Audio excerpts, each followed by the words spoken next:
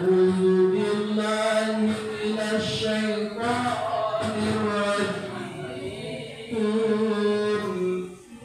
بسم الله الرحمن الرحيم Assalamualaikum warahmatullahi wabarakatuh.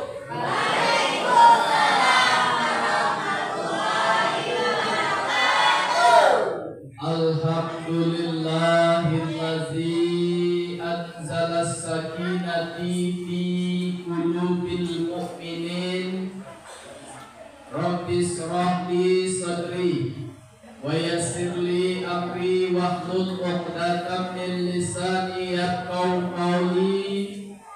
Asyhadu an la ilaha illallah wa asyhadu anna Muhammadar Rasulullah. Allahumma shalli ala sayyidina Muhammad wa ala ali sayyidina Muhammad. Allahumma inni as'aluka sawtan khafifan hasanan qawiyyan wa sawti nabiyyina Dawud alaihi salam. Amin ya rabbal alamin. Alhamdulillah yang kami hormati Bapak Imam Masjid Pondok 1, 2, 3 dan Barak 56, dan yang kami hormati manajer ataupun yang mewakili, dan yang kami hormati badan pengurus koperasi atau yang mewakili, yang juga kami hormati Bapak Asken atau yang mewakili. Dan tidak lupa pula kita yang hadir pada siang hari ini, yang insya Allah diberkahi oleh Allah Subhanahu wa Ta'ala dan yang kami banggakan. Pertama-tama kita bersyukur atas nikmat yang telah diberikan oleh Allah kepada kita. Nikmat itu adalah berupa nikmat kesehatan dan kesempatan. Karena Bapak Ibu banyak saudara-saudara kita yang pada hari ini kita memperingati hari kelahiran baginda Rasulullah yang terkenal dengan kesabarannya. Dia tidak sempat hadir, maka dia pengen datang tapi tidak diberikan kesempatan. Nikmat apa lagi? Nikmat kesehatan. Kita masih bisa bernapas, kita masih bisa berjalan kaki, masih sehat, masih hidup. Sementara banyak saudara-saudara kita yang pengen datang tapi tidak diberikan kesehatan. Ayalah salat.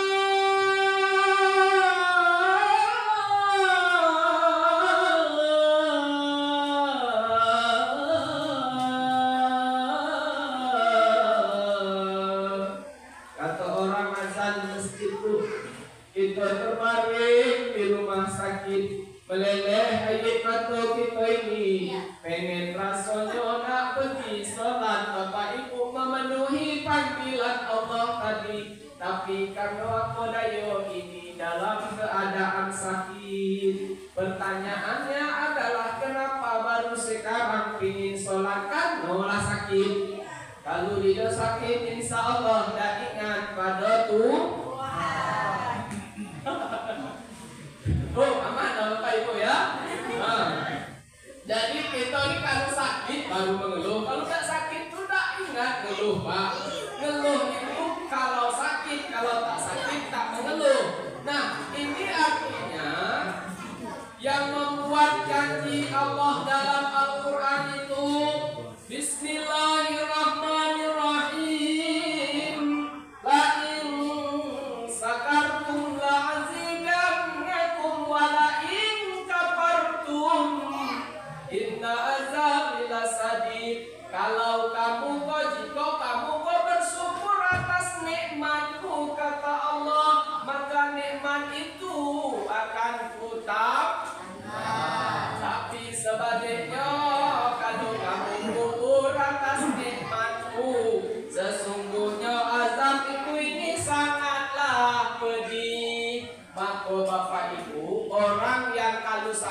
istilah mengingat Allah. Tatkala sehat tidak ingat dengan Allah, kufur apa syukur? Kufur. Barang kotor. Coba kita imak konco gitu lah. Kalau demam panas dingin tuh, la ilaha illallah Muhammadur Rasulullah. Allah, la ilaha illallah. Oma sakitnya mah Allah, Allah. Itu kalau sakit, kalau sehat, ada kabar dengan ya dah. Nah, bagasa. Ayo lesona masih juga bagasakan. Ya, basket tadi dunia tulah kencang. Dunia apa basket sebab kencang waduh. Yang menyebab dunia ini kencang salah satunya adalah penyangkut tinggi dari biasanya. Kalau penyangkut itu tinggi dari biasanya tuh anjungannya harus tinggi. Kalau penyangkut itu standar lah berarti tinggal sangkut lah kan. Tapi kalau sangkutan tuh tinggi kalau udah meloncat, ya dah. Kalau udah meloncat manjat lah. Nah itulah maka oleh sebab itu penyebab hilangnya rasa syukur dari dalam diri kita ini, Bapak Ibu. Salah satunya tadi itu, salah satunya lagi apa? Karena zaman sekarang ini katanya zaman sudah maju canggih dan modern, namanya zaman now. Zaman now itu bahaya Pak. Kalau now di tempat kami itu lain batangnya, lain buahnya. Ya, batangnya batang now, buahnya buah belulu. Mungkin Pak Asket belum pernah ketemu dengan batang now. Kasih makan buahnya Bu. Tapi hati-hati gatal barang dulu. Dari zaman now kok yang membuat kita hilang bersyukur itu lantaran banyak tekanan-tekanan. Apa tekanan? Salah satunya pinjaman kita yang katanya pinjaman resmi atau tidak resmi, 5 macamnya. 5 macam Bu pinjaman tuh Pak. Pinjaman 5 macam. Satu pinjaman 200.000, 200.000, 200.000, 200.000, 200.000, 200.000, 500.000, 5 pinjaman 5 kali 2 10. Artinya sejuta kita harus mengeluarkan uang 1 minggu Pak. Itu Pak sekali. Yang membuat hilang rasa sabar kita Ibu. 1 minggu 1 juta pinjaman. Sementara suami kita balik dari manen, bawalah duit sekitar 500.000. Berapa Bang? 500.000. Mana oleh cukup? Pinjaman kita sejuta. Tuh. Tuh. Jadi waktu suaminya ngasih duit 500.000. Ngatur manolah cukup. Ingat janji Allah tadi. Wala in kafartum inna azabi lasadid. Kalau kamu kufur, itu kan kufur tuh. Manolah cukup Bang 500.000. Kita punya pinjamannya sejuta.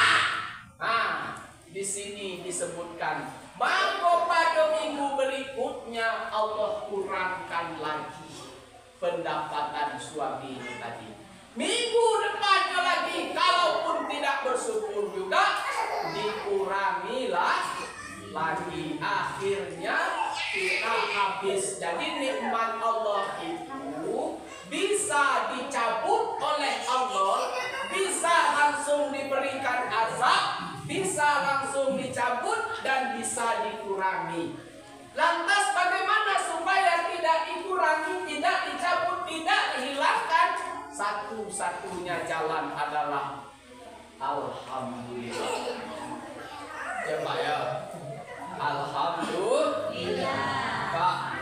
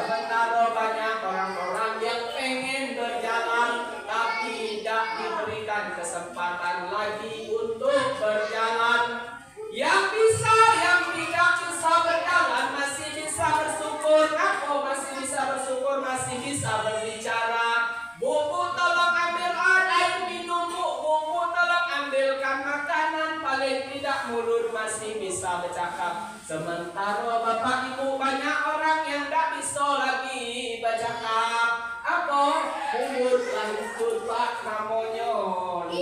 Apa namanya? Seteruk itu terbagi dua. Yang pertama seteruk ringan, yang kedua seteruk berat. Kalau menurut saya, kalaulah seteruk itu berat lah tuh. Yo pak, apa mau apa pawe itu tuh? Seteruk ringan mulutnya lanjut cuma.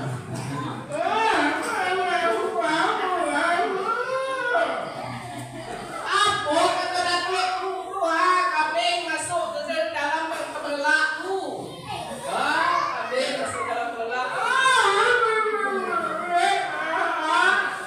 Apa kata ibu tu? Nak makan tak? Nah, kan susah tu. Jadi banyak-banyaklah kita bersyukur atas nikmat yang telah diberikan oleh Allah Subhanahu wa taala.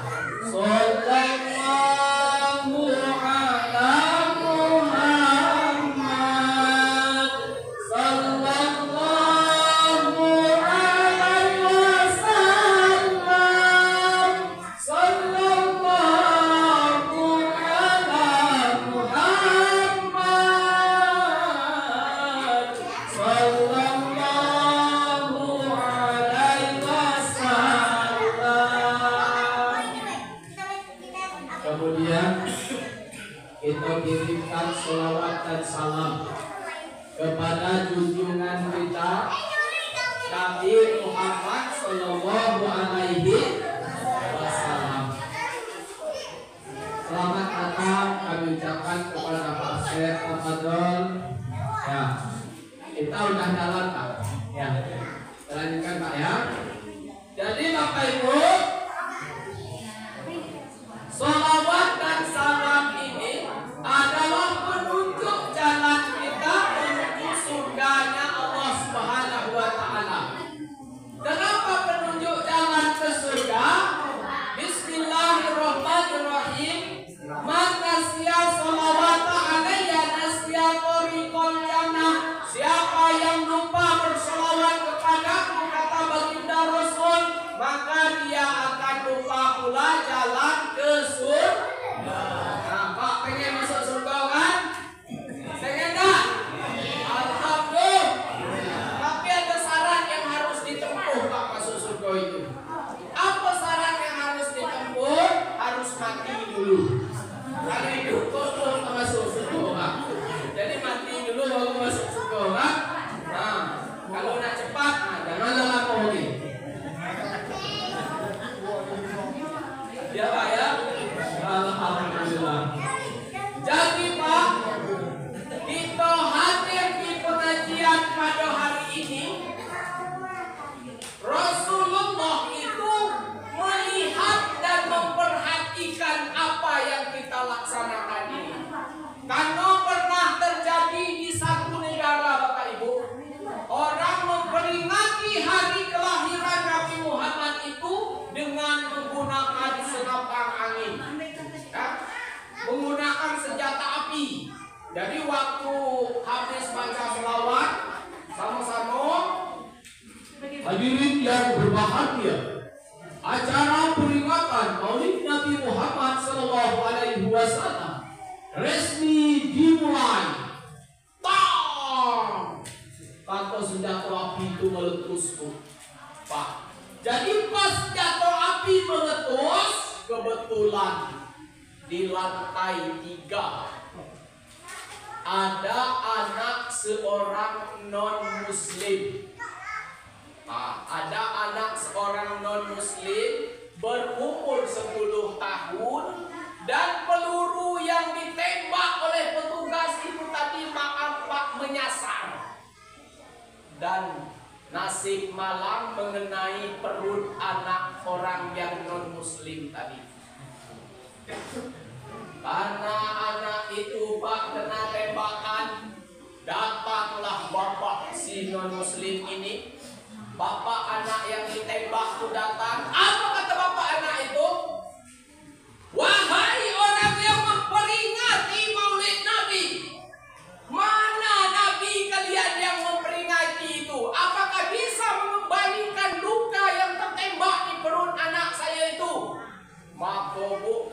yang punya peringatan itu adalah negara.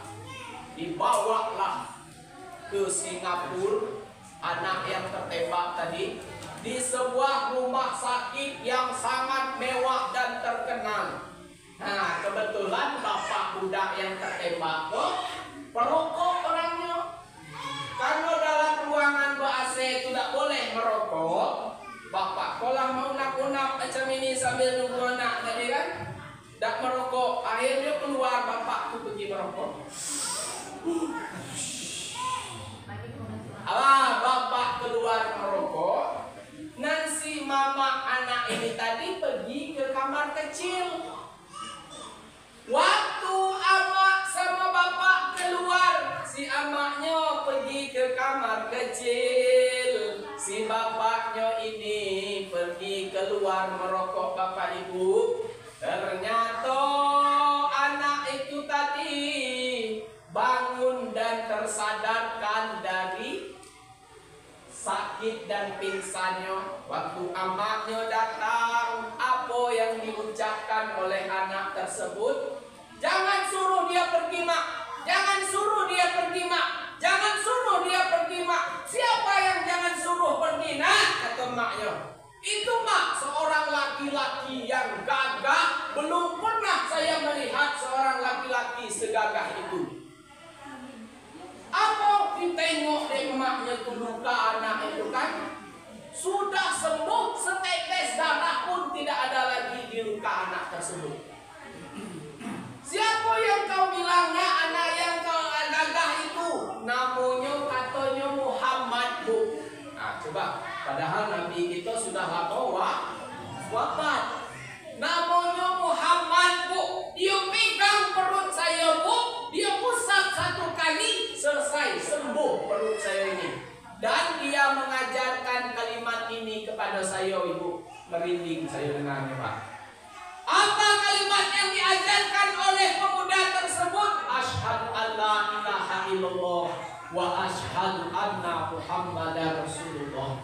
Akhirnya emak bapak mengucapkan kalimat tersebut. Asyhadu an la ilaha illallah wa asyhadu anna Muhammadar Rasulullah. Masuk Islam dua laki bini itu, termasuk anak yang tertembak tersebut. Dan pak, anehnya lagi ini satu rumah sakit itu pak, satu rumah sakit itu bahkan jadi bahan viral di situ. Dokter satu bertemu dengan dokter dua. Apa yang diucapkan? Asyhadu an la ilaha illallah wa asyhadu anna Muhammadar Rasulullah. Ketemu lagi asyhadu an la ilaha illallah wa asyhadu anna Muhammadar Rasulullah. Itu yang diucapkannya. Ada yang memang betul-betul masuk ke dalam Islam, ada yang ucapan tersebut tidak istiqomah.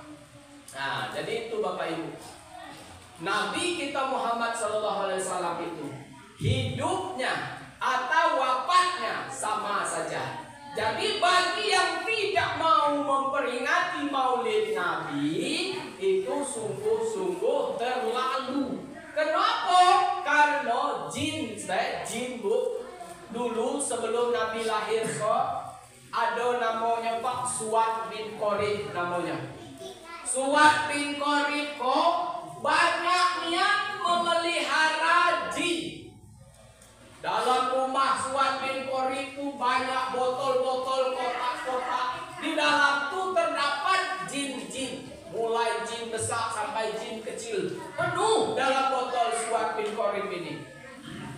Waktu Nabi Muhammad lahir ke dunia pada pada hari Isnin tanggal 12 Rabiul Awal, Nabi ini dilahirkan ke dunia Bapak Ibu. Ternyata jin-jin yang ada dalam botol, dalam simpanan dan peliharaan Suad bin Qorib ini, mereka ini seluruhnya bersolawat.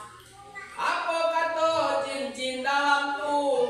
Sallallahu ala Muhammad sallallahu alaihi wasallam. Kata jin-jin dalam botol tu. Maka bertanyalah Bu Suad bin Qorib, wahai jin, apa pula kamu ini pada ribut pada hari ini? Apa jawab jin tu Bapak Ibu? Jawab jin itu adalah lahir lahir seorang nabi namanya Muhammad.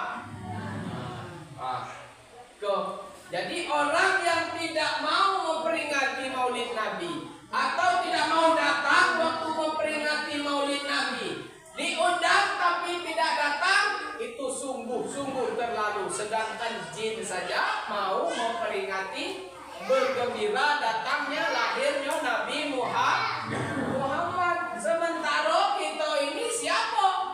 Nah, berarti kita lebih buruk daripada orang yang tidak mau memperingati Maulid Nabi, lebih buruk daripada jin tadi kan? Bapak Ibu yang saya hormati, Abu Jahal yang terkenal kejongkakannya, yang terkenal kedengkiannya. Waktu Nabi kita Muhammad lahir, Bapak Ibu, Abu Jahal ini bersedekah sebanyak 70 ekor unta. Karena di Indonesia binatang ternak yang paling besar adalah kerbau, kita bandingkan dengan kerbau. 70 kerbau disedekahkan. 70 unta disedekahkan pada hari Senin tersebut menyambut kedatangan Nabi Muhammad. Apa kira-kira Pak sebab ini? Sebab Abu Jahal tuh bersedekah sebanyak 70 unta tuh. Karena ini Pak, pada zaman jahiliyah itu, anak Abu Jahal ini 2 orang perempuan kedua-duanya. Tukar lagi istrinya, 2 istri Abu Jahal tuh perempuan juga anaknya. Kini ada anak penakannya, yaitu anak Abdullah. Itu anak Abdullah laki-laki. Was, alhamdulillah dapat saya ponaan laki-laki. Gembira terhadap lahirnya dapat anak penakan laki-laki. Kok tadi maka bersedekah 70 ekor unta. Maka waktu dia meninggal, bermimpilah pamannya Hamzah, paman Nabi Muhammad, adik daripada Abu Jahal tadi. Apa mimpinya? Dia nampak Abu Jahal itu disiksa dalam neraka. Tapi Abu Jahal itu pada hari Senin dia bebas, dapatlah minum, dapatlah makan dari sedekahnya yang 70 tadi itu. Nah, kita Bapak Ibu, mungkin kalau kita banding-bandingkan yang kita sedekahkan untuk peringatan hari kelahiran Nabi kita Muhammad sallallahu alaihi wasallam, kita bandingkan dengan 70 ekor unta, masih jauh. Kakinya setelah belum sampai mungkin 1 ekor unta kan? Nah, Abu Jahal begitu. Jadi Bapak Ibu yang saya hormati, melalui peringatan Maulid Nabi ini, kita perbanyakan bersolawat kepada Nabi Muhammad sallallahu alaihi wasallam. Karena man sholla alayya sholawatan, siapa yang 1 kali bersolawat kepadaku, kata Rasulullah, maka Allah membalas sholawat itu menjadi 10 kali. Dan dicampakkan dari hidup kita 10 kejahatan, dan ditambah dalam hidup kita 10 kebaikan. Kalau sekiranya rezeki kita sempit, mudah-mudahan setelah kita peringatan Maulid Nabi ini dilapangkan oleh Allah. Amin ya Rabbal alamin. Kalau seandainya rezeki kita sulit setelah kita memperingati Maulid Nabi Muhammad ini, Allah permudahkan segala urusan kita. Amin ya Rabbal alamin. Kalau seandainya rezeki kita masih di langit setelah memperingati Maulid Nabi ini, Allah turunkan. Amin ya Rabbal alamin. Kalau selama ini kita banyak hutang piutang, setelah Maulid Nabi ini Allah berikan izin lunas hutang kita tuh. Amin ya Rabbal alamin. Basket ini yang terakhir paling kencang. Amin. Tak hapus sebab tak. Mudah-mudahan diberikan kelapangan. Amin. Mudah-mudahan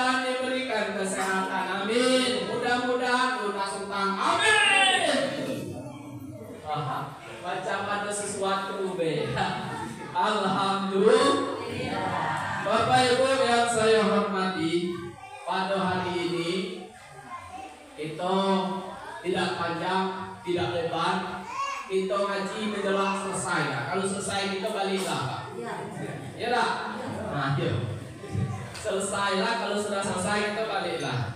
Pada hari ini kita akan coba untuk menyampaikan tentang 3 pesan Rasulullah sebelum dia meninggal dunia. Jadi pesan Rasulullah sempat dia berpesan kepada kita umatnya ini yang sangat dia cintai dan dia sangat kasihi. Kalau manusia yang meninggal dunia, yang datang adalah malaikat pencabutnya. Siapa pula nama malaikat pencabut nyawa itu? Namanya adalah Israfil. Sehingga kita kecil-kecil dulu, Pak. Saya ingat ya di ibu lagu selawatan. Ila Israfil datang memanggil jasad terputus di baringan. Saya heran Pak Askep, di mana-mana suara ibu-ibu itu sama kan? Tengok di pengajian-pengajian yasinan tuh. Bismillahirrahmanirrahim. Kata ibu pengajian. Tapi alhamdulillah itu intinya bagus. Jadi malaikat Israfil turun kalau kita yang dicabutnya nyawa. Kalau waktu Nabi Muhammad diperintahkan oleh Allah mencabut nyawanya Bapak Ibu, tidak cukup Israel yang datang. 4 orang datang sekaligus. Siapa yang 4 orang itu? Jibril, Mikail, Israfil. 4 Pak. Jibril menyampaikan wahyu, Israfil meniupkan trompet sangkakala. Israel pencabut nyawa. Didatangkan 4 orang itu kepada Nabi Muhammad dari langit ke-7 turun sampai di langit pertama. Bapak Ibu, ternyata Jibril dan mau turun. Ril, bawa jangan Ril. Kita sama-sama turun dari atas tadi Ril. Sama-sama lah kita berempat hadap Nabi Muhammad tuh. Apa kata Jibril? Bapak Ibu, kamu bertiga lah yang turun. Karena nggak sampai hati melihat Nabi kita tuh dicabut nyawanya. Turunlah bertiga Bapak. Tiba di bawah. Assalamualaikum. Waalaikumsalam. Yang jawab Siti Fatimah. Nabi sedang berbaring dalam keadaan sakit. Maka dibuka oleh Fatimah pintu. Wahai ayahanda Rasulullah, tidak ada orang yang datang. Kata Rasulullah, kok dia sudah di dekat saya wahai Fatimah. Maka Fatimah langsung paham, berarti itu adalah malaikat yang tidak nampak oleh dia. Akhirnya ditanyakanlah kepada Nabi tadi oleh malaikat Israfil. Wahai Muhammad, Allah Subhanahu wa Ta'ala menanyakan kepada engkau, apakah engkau sudah bersedia untuk dicabut nyawanya? Apa jawaban Nabi Muhammad, Pak? Jibril mana? Jibril di langit yang pertama. Saya belum mau dicabut nyawa sebelum Jibril ada di dekat saya. Maka dijemput lagi malaikat Jibril ke langit pertama. Turun lagi. Sesampai di langit pertama, wah, tidak tega saya, kata Jibril. Tidak bisa, Ril. Dia tidak mau dicabut nyawa sebelum kawan turun. Maka turunlah Jibril, Pak. Kira-kira tuh. Kalau Israel itu tiba ke rumah kita, menawarkan kepada kita, telah siap dicabut nyawa apa belum? Apa jawab kita, Pak? Belum. Belum. Tunggu tahun esok, 2 tahun lagi atau 4 tahun lagi kan? Banyaklah alasannya. Anak lagi kecil Nabi Muhammad tidak pak ditanyakan. Lah siap belum dicabut nyamuk, maka Nabi kita bertanya kepada malaikat Jibril. Wahai malaikat Jibril, apa baik yang saya hadapkan setelah saya wafat? Wahai malaikat Jibril, kata malaikat Jibril, seluruh malaikat yang pernah diciptakan oleh Allah sudah berbaris menunggu kedatangan kawan wahai Muhammad. Apalagi wahai malaikat Jibril, seluruh bidadari sudah menunggu kedatangan kawan di surga. Apalagi wahai Jibril, belum masuk surga nabi-nabi yang lain sebelum kawan wahai Muhammad masuk surga. Ada tulah, ya ada tulah. Macam mana dengan keadaan umat saya wahai Jibril? Nah, itu pak yang dipikirkan dulu. Sebelum mati, kita dulu yang dipikirkan oleh Nabi Muhammad. Macam mana keadaan umat saya nanti wahai Jibril? Kata Jibril, kalau itu saya tidak dapat makan habis cincang putus. Tuh saya nak tanya dulu kepada Allah Subhanahu wa taala. Balik lagi malaikat Jibril ditanyakan. Muhammad menanyakan bagaimana keadaan umatnya setelah dia wafat. Maka dikasih jawaban oleh Allah, Pak, belum masuk surga umat-umat sebelum umat Nabi Muhammad masuk surga. Nah, itu kelebihan kita. Sudah itu apa lagi? Sudah itu Pak, taubat kita sebelum nafas sampai di tenggorokan. Kalau kita bertaubat kepada Allah dengan ikhlas dan yakin, maka taubat tersebut masih diterima oleh Allah Subhanahu wa taala. Sementara taubat Nabi yang sebelum-sebelumnya, contoh taubat Nabi Adam beratus-ratus tahun baru diterima oleh Allah Subhanahu wa taala. Dan taubat umat Nabi Muhammad sebelum nafas sampai di tenggorokan, taubat tersebut masih diterima oleh Allah Subhanahu wa taala. Walaupun dia berbuat dosa, taubat, buat dosa, taubat, buat dosa, taubat, bolak-balik, benar buat dosa, taubat, buat dosa, taubat, buat dosa, taubat, tetap diterima oleh Allah Subhanahu wa taala. Lau ajil kumul khotoya, hatta malaki sama, summa nadintum fataballah ya alaikum. Kalau kamu berbuat dosa, penuh langit dan bumi karena dosamu, kemudian kamu bertaubat dan mohon ampunan Allah, Allah masih terima taubatmu. Itu taubat untuk Nabi kita Muhammad. Nah, jadi taubat lah. Walaupun taubat sama cabai, benih-benih besok makan lagi, taubat lagi ya.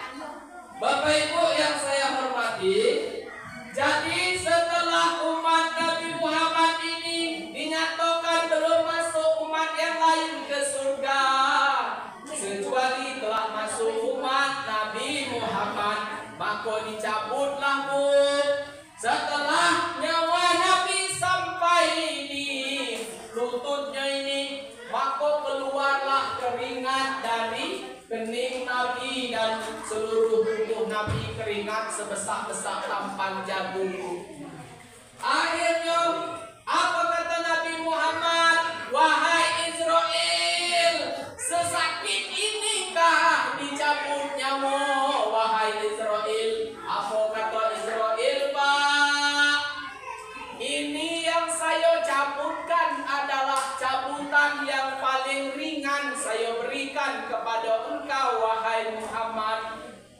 Kalau macam tu Israel, tidak usah engkau berikan cabutan yang berat kepada umat saya wahai Israel. Berikanlah cabutan yang paling berat itu hanya kepada saya wahai Israel. Maka Pak, ada datuk-datuk yang meninggal sambil tersenyum, itulah diberikan keringanan. Tapi ada juga datuk-datuk yang meninggal dalam keadaan jegaan, kan? Jegang, atau terjelaran. Nah, itu berat. Kenapa? Karena tergantung perbuatan masing-masing. Nah, mudah-mudahan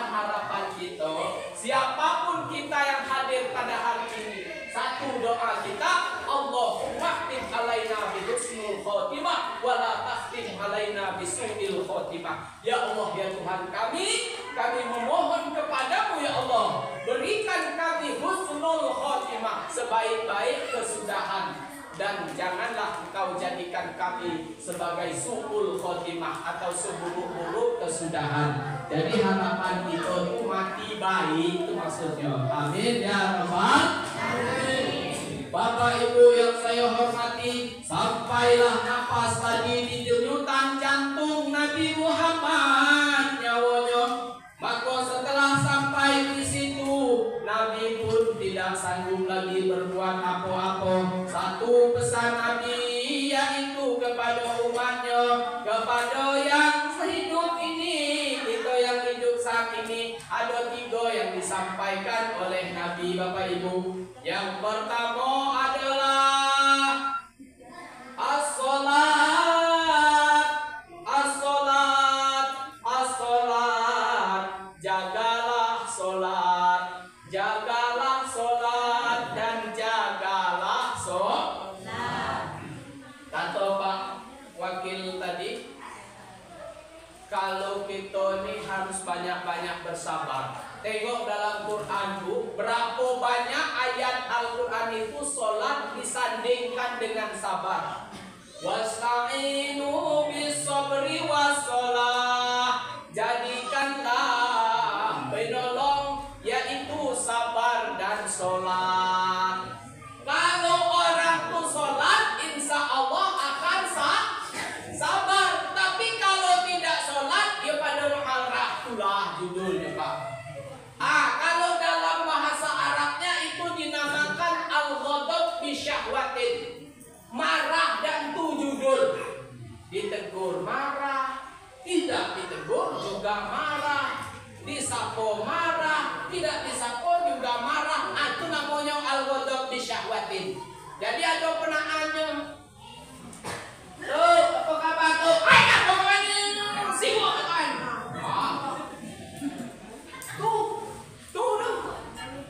Sibuk pegangan nggak tentu gawe enggak. Tuh, ditegur Pak.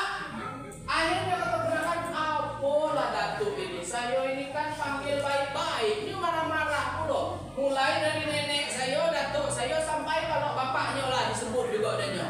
Ya mana ada bapak kuda yang dimarahi itu sebapak dengannya kan? Kepala nenek kawan.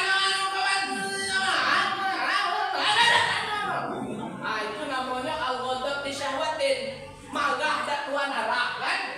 Lah tidak disapo akhirnya besok pagi kenaan lo dia ambil punya. Tak maju bau. Tidak disapo-sapo gini penaan tadi Pak. Apa katanya? Si kokan manggil adik ke bapak budak jadi kan? Aja nak kawan dia kurang aja boleh bersentuh bau di kanan kok haram tak sapo-sapo. Apa kata anak bapak jangan sapo betapa datuk tu maga-maga waktu disapo. Kini tu dah disapo, dia dah kawan tunggu kena ketuk kok. Alhamdulillah. Itu apa penyebabnya itu? Karena banyaknya setan yang menempel di rongga-rongga datuk tersebut. Mana rongga-rongga? Kok segala rongga lah setan menempel. Di matanya, di hidungnya, di kuku-kukunya ini. Maka kita sebelum ambil wudhu Pak, itu disunatkan. Apa disunatkan? Kalau ada setan dalam rongga mulut, berkumur-kumur dulu, disunatkan. Sudah itu menyela-nyela jari, disunatkan. Maka setiap orang yang berwudhu, tak kala dia marah, wudhu itu akan redam. Apa nama marahnya itu akan redam karena air wudhunya tadi. Maka orang yang sering mengambil wudhu, maka dia tidak jadi pemarah. Tambah lagi kalau Allahu Akbar. Apa ini lambangnya? Kalau kening ini sudah tertempel di lantai sama derajatnya sama ini adalah derajat yang paling rendah dalam keadaan manusia. Ini derajat yang paling tinggi. Tak kala ini sama tingginya sama ini, artinya kesabaran itu telah diuji dan kita hanya berserah diri kepada Allah. Saya ini lemah ya Allah, maka saya bersujud kepadamu ya Allah. Engkau yang kuasa ya Allah. Maka insya Allah hati yang keras akan lembut, kesabaran yang tidak terbendung tadi akan jadi terbendung karena sholatnya seseorang. Maka Rasulullah sebelum dia meninggal atau sebelum dia wafat, kita diperintahkannya untuk selalu menjaga sholat. Jadi Bu, saya ada contoh. Ada anak kita namanya Ishak.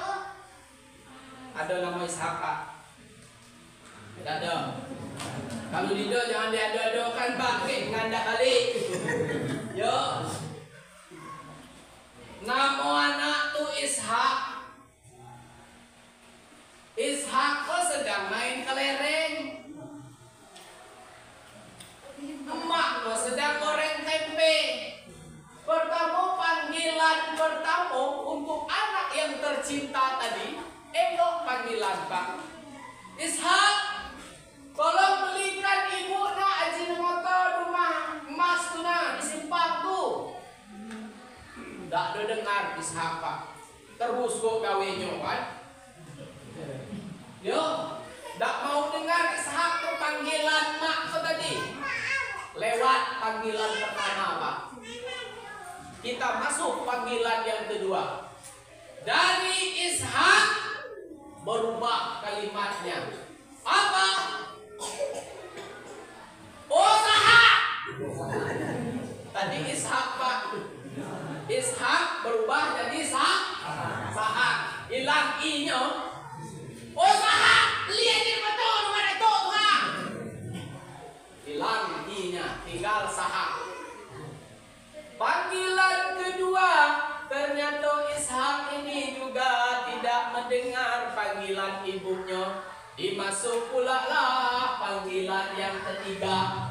Panggilan pertama Ishak, beli Ajinomoto nak rumah datuk tu. Panggilan kedua, Sahak, beli Ajinomoto nak. Panggilan ketiga dari Ishak ke Sahak, masuk panggilan ketiga. Ishak, Sahak, Hoha, panggilan ketiga. Hoha, beli Ajinomoto Hoha. Indo juga mendengar anak tadi. Ishak, Sahak, Hoha, hilang. Senyum kau yang tinggal. Hoha, gitu ya. Tinggal lah hilang pangkal tadi. Panggilan ketiga juga tidak mendengar si anak ini Bapak Ibu. Akhirnya masuklah panggilan keempat. Panggilan keempat lah galo yang bernilai hak-hak lah hilang galonya. Apa yang disebut diambil kuping anak tu. Segala binatang yang kaki 4, kaki 5, kaki 2, kaki 3 disebut galo nado nanti dunia kok. Kawan kau nak ditarik kan? Baru 4 kali panggilan, ibulah segala binatang yang kaki 4 disebutkan. Sementara Allah panggil kita sudah berapa kali? Allahu Akbar, Allahu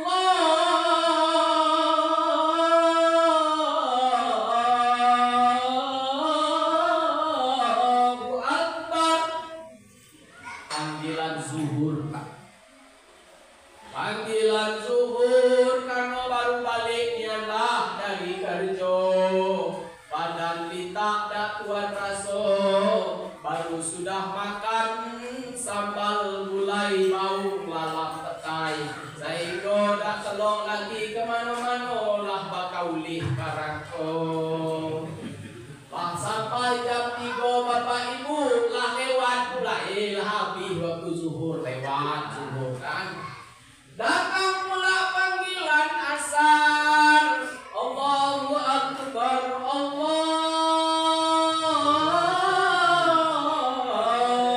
Akbar.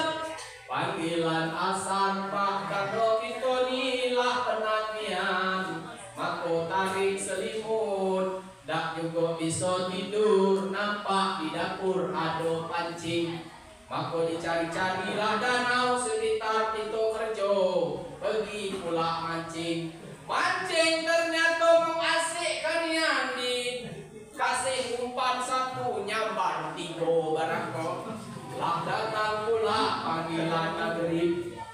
Allahu Akbar, Allahu Akbar. Wah, itu imam mana tu? Imam Barak 56 lah saja. Imam Barak 56 lah saja. Nampak angilah maghrib. Maghrib pun baru nak balik. Awet balik karena dah nampak di jalan nagilah lah kan. Lagi di rumah baru nak mandi. Babunyi pula di masjid. Allahu Akbar, Allahu Akbar. Lah datang pula azan isya. Apa kata lakinya? Bu, salat bu, kata lakinya. Kagetlah pak solat. Karena isya kau sampai jam 2:30 subuh lagi. Panjang waktunya. Lama duduk-duduk sambil nonton TV. Ternyata matolah ngantuklah tak tidur depan TV itu. Lewat pula panggilan isya. Panggilan isya lewat. Datang pula panggilan subuh. As-salatu khairum minan naum. Datang panggilan subuh, Pak. Ini kok Pak asker hari kemarau. Maneh bukan main kalau subuh-subuh tuh dingin benar. Iyo Pak asker. Jadi karena subuh kok dingin benar. Terdengarlah imaman itu Imam Barak 56 tuh manggil. As-salatu khairum minan naum.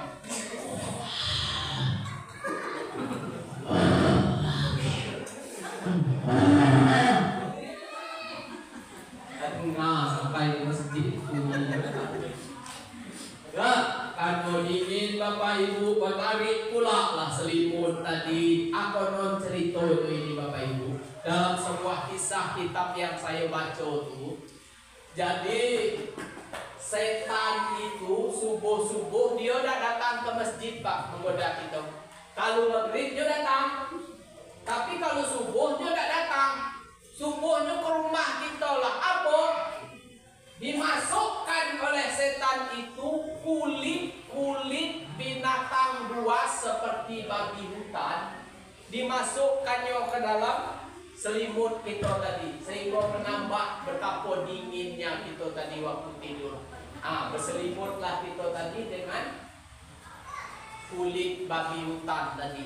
Waktu kalau tidak bangun sholat subuh tadi. Nah akhirnya kita bertambah dingin, bertambah selimut lagi. Dan tahu-tahunya bangun ternyata matahari sudah menyingsing. Hei lawan hari. Alah, kerja. Dan anehnya pula suaminya bangunkan istrinya. Bu, bangun sholat bu. Sibuknya kan. Sibuk nian.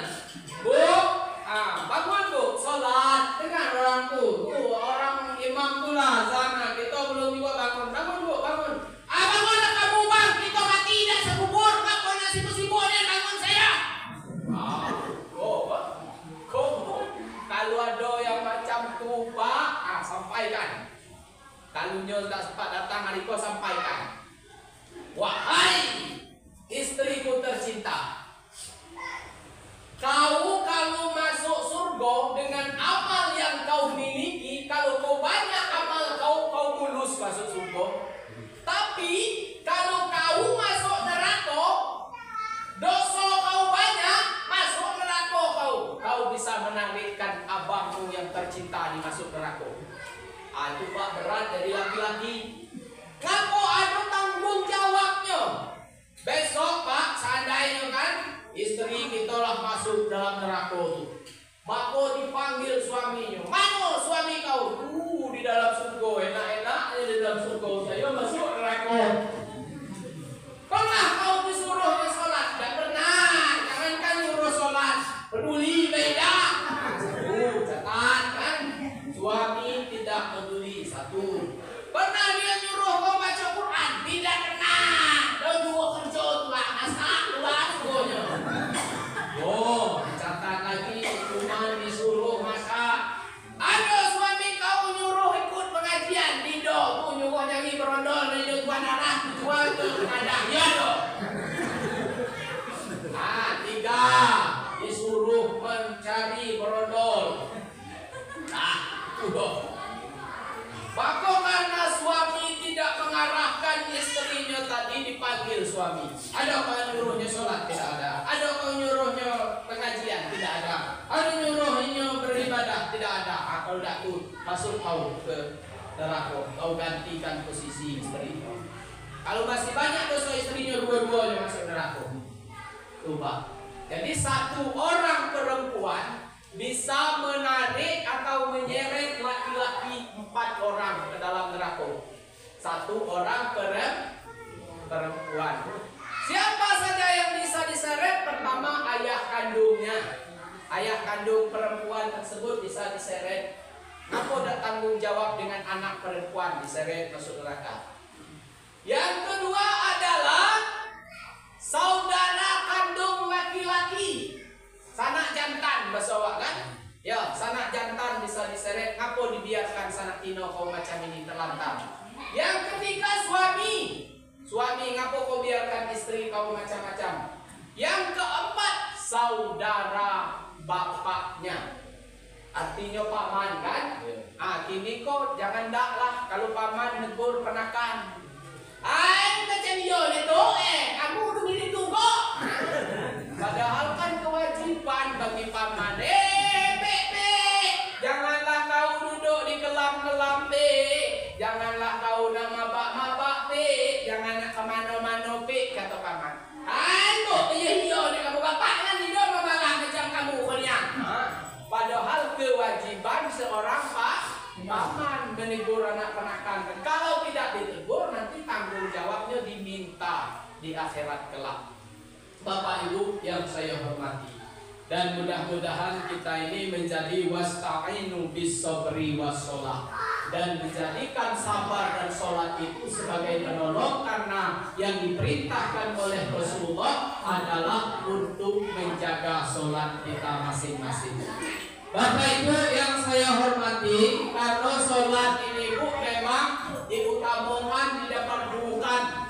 Dan sholat ini kalau perintah puasa turun ayat Al-Quran puasa, perintah zakat turun perintah Al-Quran zakat. Kalau sholat dijemput oleh Nabi langsung ke Sidratul Muntaha dan langsung menghadap Allah dalam peristiwa Isra dan Mi'raj. Maka seorang ayah harus memerintahkan anaknya sholat, harus memerintahkan istrinya sholat, dan harus memerintahkan cucunya sholat. Kalau anak sudah umur 7 tahun tidak sholat, maka suruh pukul. Pukul boleh dengan perkataan, pukul boleh dengan perbuatan. Nanti kalau tidak sholat akan diminta pertanggungjawabannya di sisi Allah Subhanahu wa ta'ala. Jadi saking macam bapak karena awak tamat SD, abadlah tua nak ngaji lah payah pak. Kalau awak tua kau ngaji lah susahnya. Tu belajar tahiyatul mubarakatuh sholawatut thayyibatulillah. Assalamualaikum ayyuhan nabi wa rahmatullahi wa barakatuh. Assalamualaikum wa ala ibadillahi sholihin. Ashhadu an la ilaha illallah wa ashhadu anna muhammadar rasulullah. Allahumma sholli ala sayyidina Muhammad wa ala ali sayyidina Muhammad. Karena orang tua kala payah kama sholli ta'ala sayyidina Ibrahim tertukar dengan kama sholli ta'ala sayyidina Muhammad. Lah balik-balik tu kan. Kenapa? Karena ingat pangkal lupa ujung, ingat ujung tengah lupa. Itu kalau kita lah tua kan. Tapi jangan bersedih hati Bapak Ibu. Apa yang kita bisa berbuatlah. Jadi ada cerita dikit Pak. Cerita kok mungkin intermezzo lah. Ada orang tuanya tinggal jauh dari masjid, tapi mulai dari anaknya SD sampai anaknya kuliah diajarkan sholat berjamaah. Cuman tulah bapak tuh tadi dia imam kan, yang makmumnya tuh anaknya 2 orang, istrinya seorang, ketiga makmumnya imam.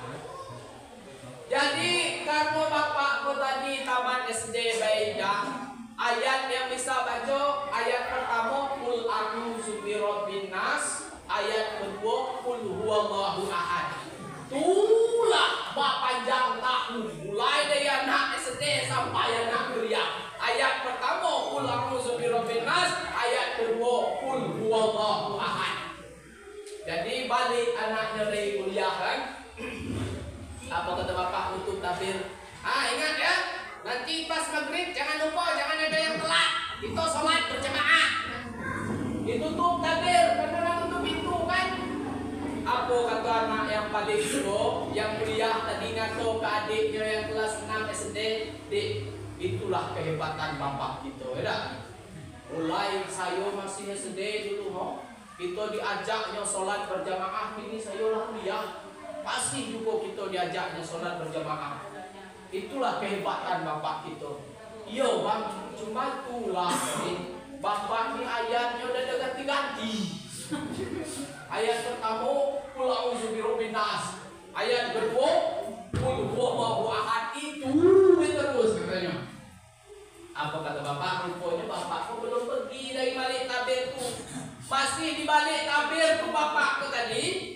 Kaget ya, saya ganti ayat baru.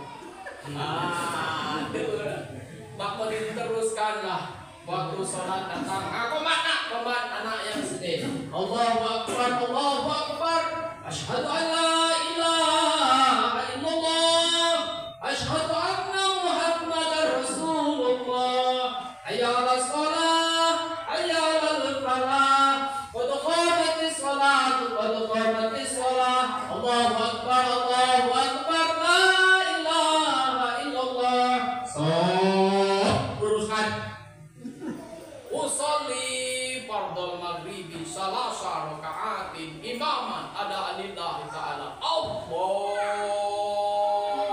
Akbar. Kalau baca Fatihah, ghairil maghdubi 'alaihim waladdallin.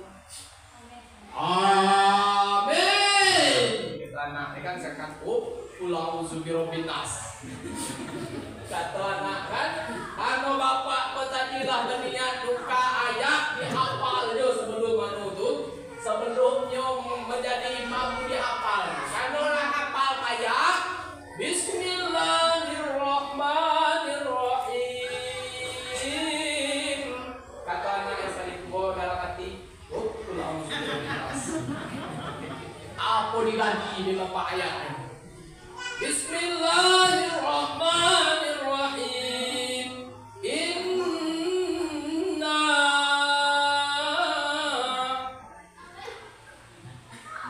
tidak ingat iba. Udah dibaca tuh. Tuh kan, pangkal ingat kok. Ujungnya udah ingat nih.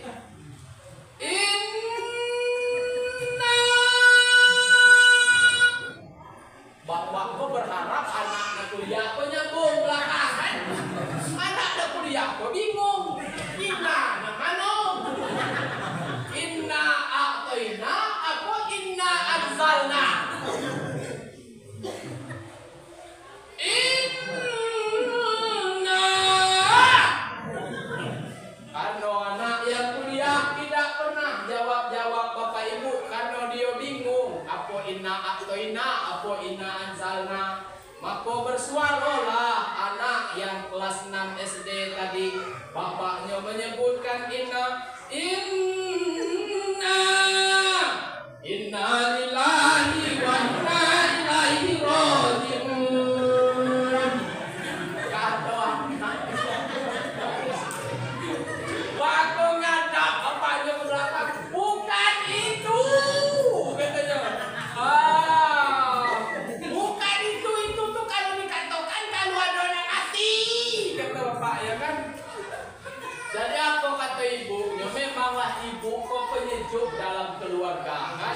Apa kata ibunya? Sudah lah ya. Kalau belum apa ayat baru tunda.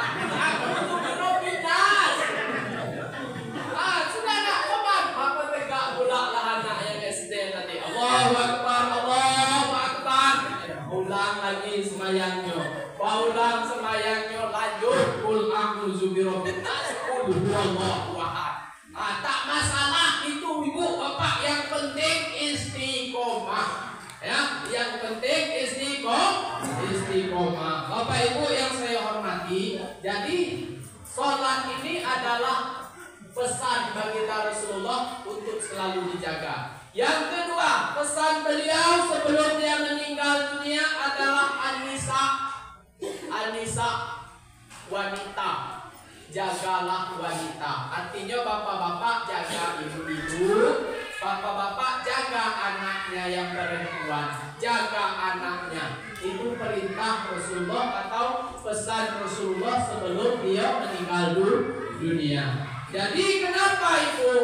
Kalau zaman yang sekarang katanya mengejar dunia dalam berita dalam dunia, karena selalu dikejar-kejar. Mengejar dunia itu seperti mengejar bayangan. Semakin kita kejar, semakin kita lelah dibuatnya. Bayangan kita itu tidak pernah kita dapatkan.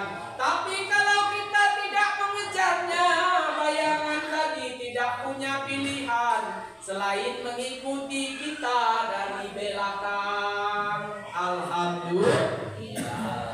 Jadi Bu, anak ini kalau kambing tidak balik sehari baik, tak pacul betih dicari kambing itu. Pak, kalau kambing tidak balik sehari sampai terkilir kaki kau mencari kambing itu sampai ketemu. Kalau anak gadis tidak balik 2 hari 2 malam santai bela. Oh Bambang, oh Mak Supe, kemana pergi Supe? Kalau 2 hari tidak balik. Biasa lah Mak Pusik rumah kanti itu. Jangan dicicekang amat anak. Ada tim pembelanya. Ternyata bapak ibu anak gadis tadilah hilang. Itu kalau sudah hilang, maka kita telah melanggar daripada pesan Rasulullah sebelum wafat, yaitu jagalah wanita. Jadi Bapak Ibu yang saya hormati, anak perempuan harus dijaga, itu pesan Rasulullah sebelum wafat. Kemudian apakah anak laki-laki tidak perlu dijaga? Itu juga yang penting dijaga Bapak Ibu. Kenapa? Karena Bapak Ibu, ini kalau anak laki-laki yang menampungkan doa untuk kita tatkala kita sudah berada dalam liang kubur, kalau anak yang laki-laki Pak tidak ada penghalang untuk sampai anak baca qul huwallahu ahad Allahu samad lam yalid walam yulad walam yakul lahu kufuwan ahad sampai langsung kepada mak bapaknya. Kenapa? Karena tidak ada penghalang. Kalau anak perempuan, apakah sampai bapak ibu kalau suaminya ridho? Kalau suaminya tidak ridho, maka menjadi penghalang sampai doa kita kepada emak dan bapak. Jadi bapak ibu, ada ini. Orang kini banyak yang mengatakan, untuk apa kamu baca qul Fatihah tahlil Bu? Tidak sampai kepada orang yang telah meninggal. Kok perlu dipertanyakan Bapak Ibu? Baca qul Fatihah tahlil dikirim untuk orang yang telah meninggal, tidak sampai katanya. Maka di orang ini pernah berdebat dengan saya, ketemu dengan saya tidak ngajak dia berdebat Pak. Cuman saya kasih bandingan macam inilah. Bapak, kata saya, kalau bapak tidak percaya qul Fatihah tahlil itu sampai kepada orang yang telah meninggal, kata saya, besok pagi bapak mati, kata saya. Kenapa kau saya mati? Bapak mati, saya kirimkan qul Fatihah tahlil sampai 40 hari. Kalau orang fatih 7 hari, saya 40 hari kirimkan. Kapan tidak sampai apa yang saya kirimkan, katanya bapak balik ke dunia. Kan tidak sampai. Ya dah. Jadi itu anak kita kuliah di Jambi. Kok ngaji akal nih Pak? Kita ngaji secara akal kan?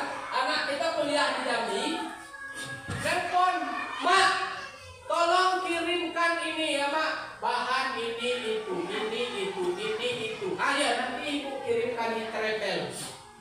kita kirimkan Pak bahan tadi.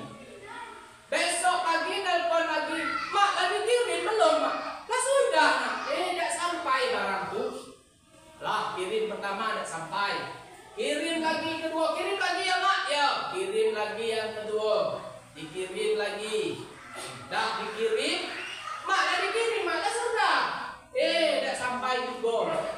Kirim lagi yang ketiga, tidak sampai juga kiriman itu. Akhirnya balik anak tu Pak, balik anakku dari Jambi ke dusun. Kenapa? Kiriman tidak sampai.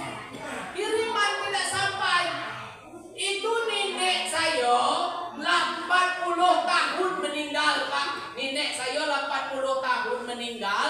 Saya kirimkan peluhu Fatihah tahlil sampai hari ini tidak balik-baliknya. Artinya sampai yang saya kirim tuh.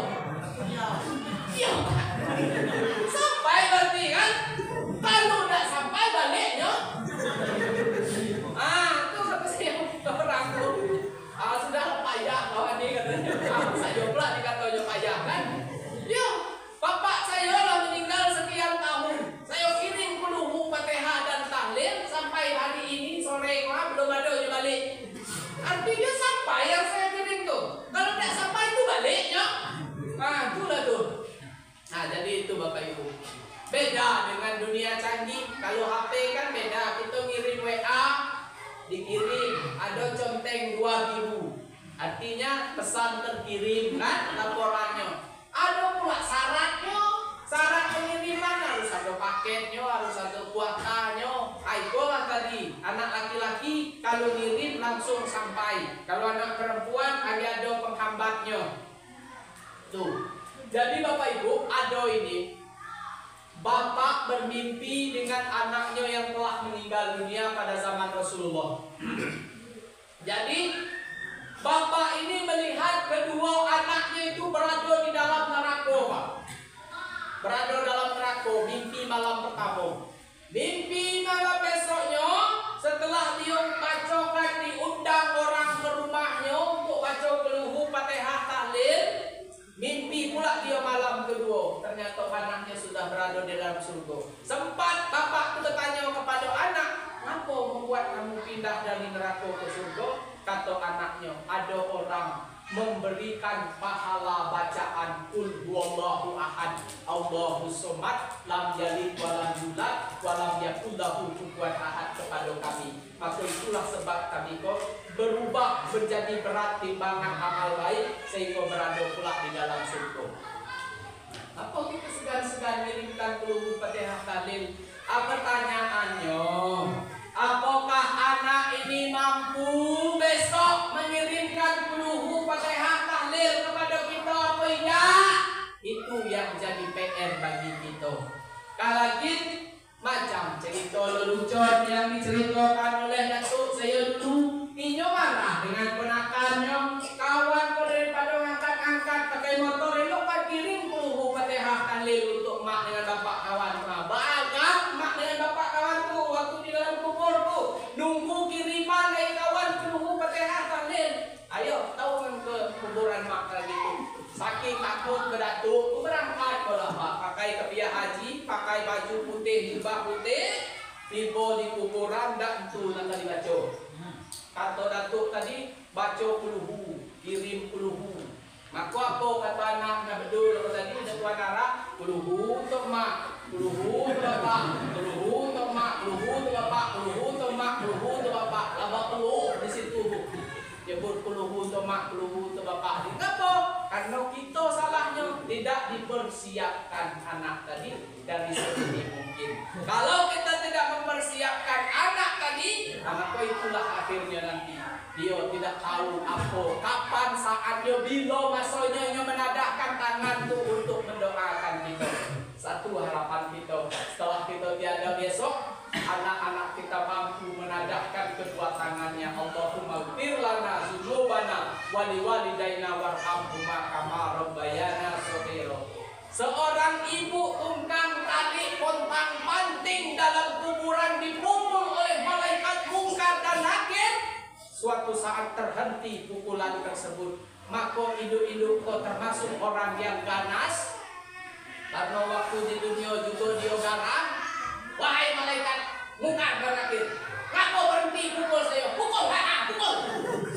Atau dia, apa kata malaikat muka dan akhir? Wahai ibu, ibu tidak sadar ada anak yang ibu tinggalkan di dunia sedang mengirimkan quluhu fatihah tahlil, sedang mengangkatkan kedua tangannya berdoa, Allahumma ighfir lana dzunubana wa liwalidaina warhamhuma kama rabbayana shaghira. Karena doa anak ibu tersebut, maka cambuk kami ini terhenti untuk memukul ibu.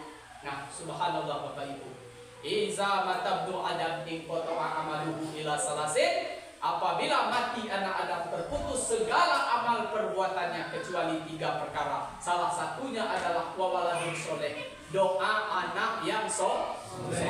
Nah, mudah-mudahan kita diberkahi dan dikabulkan anak yang soleh. Amin ya rabbal alamin. Jadi yang ketiga Bapak Ibu, pesan Rasulullah adalah ummati, umatku, jagalah umatku. Maksudnya bagaimana ini? Kita harus berbuat baik kepada sesama umat Nabi Muhammad. Jangan sakit hati dengan kanti, jangan iri hati dengan kanti. Karena ini Bapak Ibu, apapun yang keluar dari moncong teko, apapun yang keluar dari moncong teko, itulah isi teko tersebut. Kalau yang keluar dari moncong teko itu susu, insya Allah air dalam itu susu.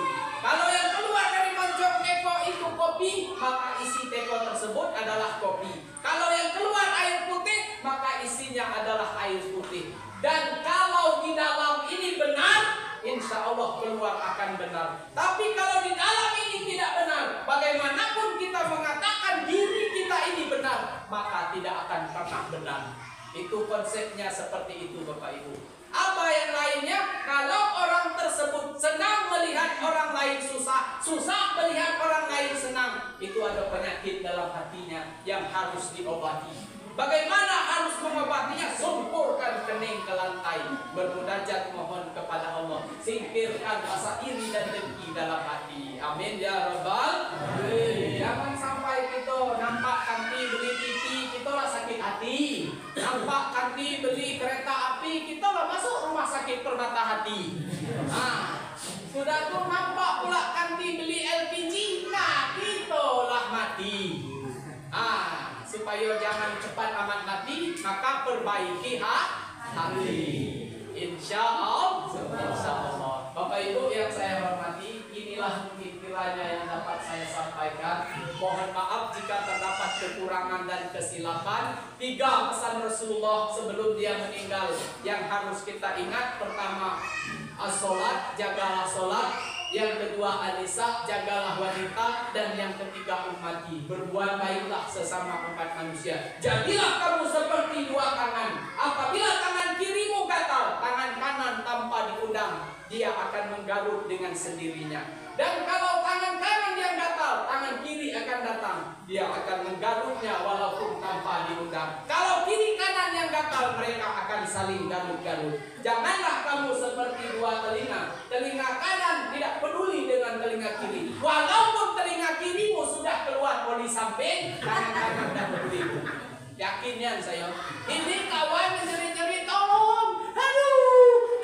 Kenapa kawan sakit perut? Sakit perut apa? Kau udah lagi. Pergilah bawa suntik di dunia. Sen gini tuh, kau di don pergi bersuntik tuh. Kau sen. Itu seperti 2 tangan namanya. Kok kanti mengaum tuh, rantak kawan nanti mati dari hidup. Kalau mati sesama kami mau terlalu lagi. Seperti 2 telinga namanya itu. Wallahu a'lam bishawab. Jadi Bapak Ibu, karena saya ini bercakap mulai dari awal sampai ke ujung macam murai batu dari jelas macam dulu, jadi mohon maaf kalau ada salah-salah kata, salah-salah ucap. Kalau pisau melukai tangan lambat laun pasti akan sembuh, tapi kalau lidah melukai hati sampai mati pun takkan pernah terobati kecuali 1 obatnya, mohon maaf. Kalau ada kerasa duri dalam daging, bukan niat saya nak tusuk-tusuk duri ke dalam daging Bapak Ibu, tapi itulah saya kan. Jadi mudah-mudahan dapat memberikan pembelajaran bagi saya dan bagi kita yang hadir pada siang hari ini, pada sore hari ini. Kafaitu Nabi hazal kalam, ihdinas syiratal mustaqim. Wallahu a'lam bishawab. Wassalamualaikum warahmatullahi wabarakatuh.